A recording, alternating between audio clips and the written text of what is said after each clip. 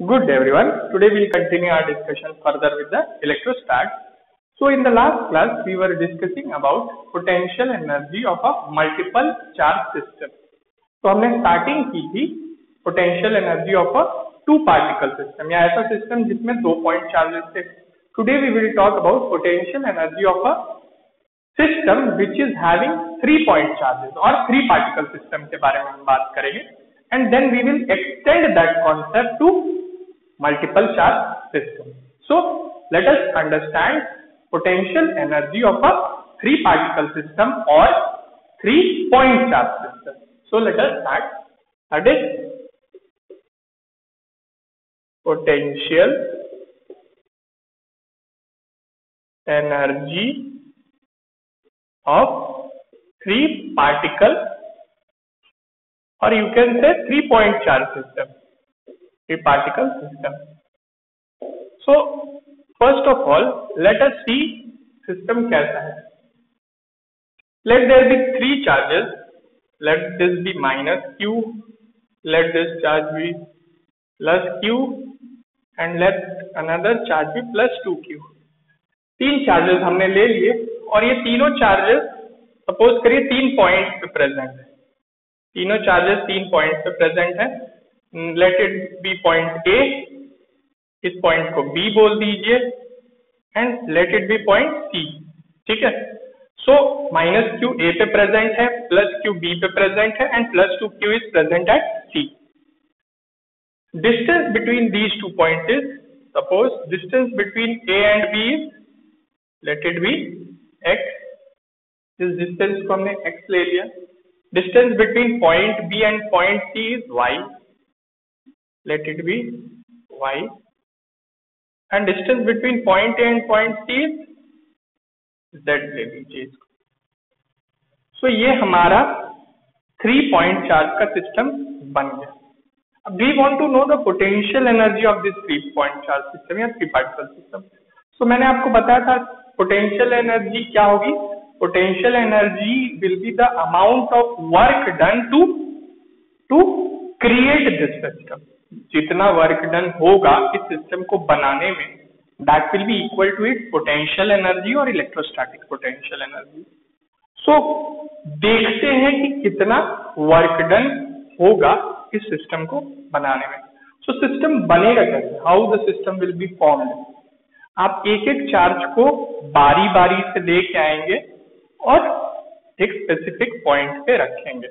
So suppose करिए सबसे पहले I am trying to bring minus q. कहाँ से ले आऊंगा?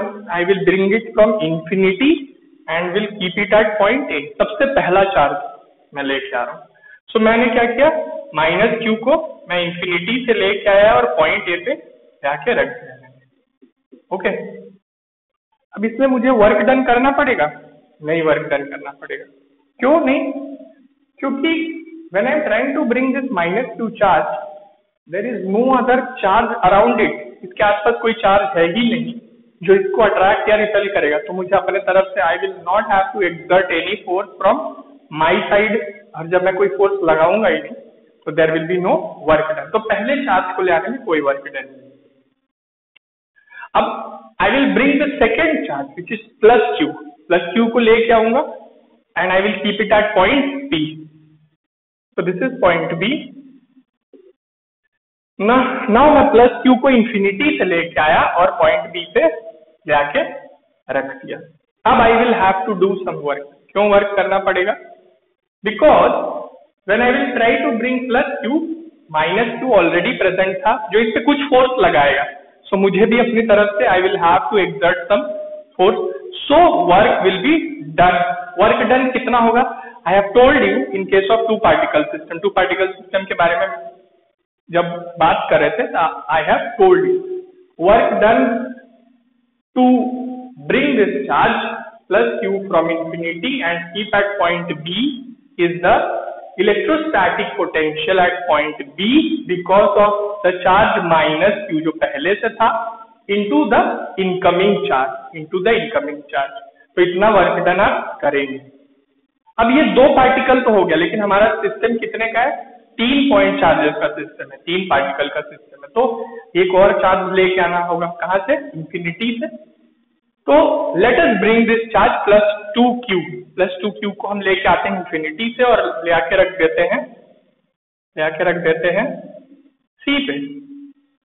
अब मुझे फिर वर्क डन करना होगा, लेकिन इस बार वर्क डन थोड़ा ज्यादा होगा। Y?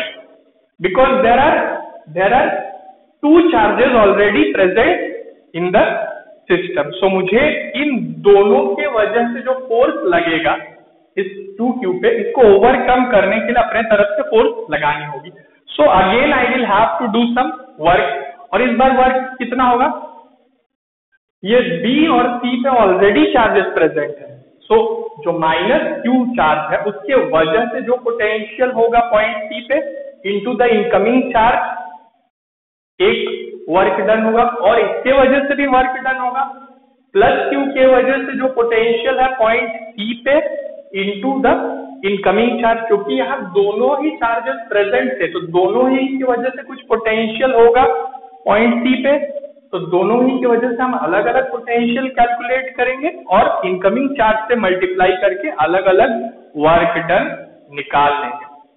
So let us see the mathematical formula जो कि यूज होता है to calculate the electrostatic potential energy.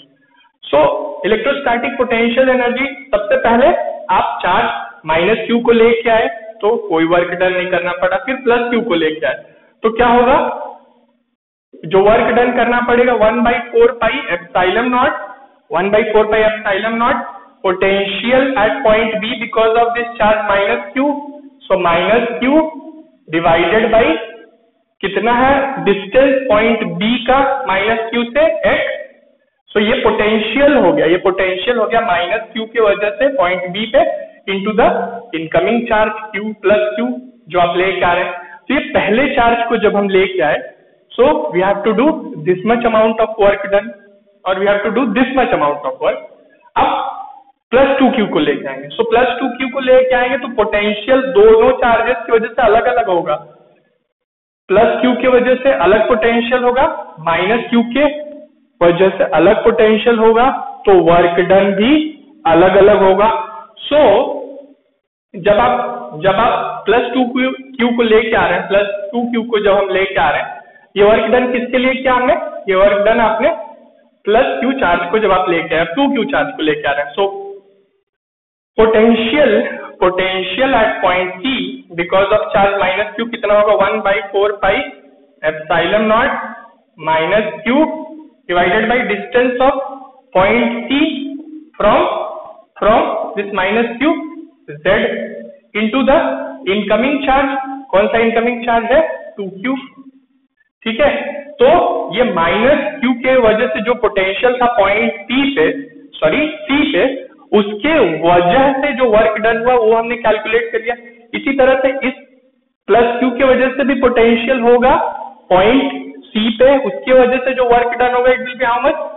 1/4 pi epsilon not potential होगा q डिवाइडेड बाई कितना डिस्टेंस है पॉइंट C का +q चार्ज से, y into the incoming charge क्या है? 2q। सो 3 वर्क डन हमें मिले, ये और ये। सो अगर हम इन तीनों वर्क डन को जोड़ दें, so we will get total work done, और यही टोटल वर्क डन हुआ in order to create this system. So जितना वर्क डन हुआ सिस्टम को क्रिएट करने में, that will be equal to potential energy of this 3 particle system. So let us write it properly. So कितना हो गया?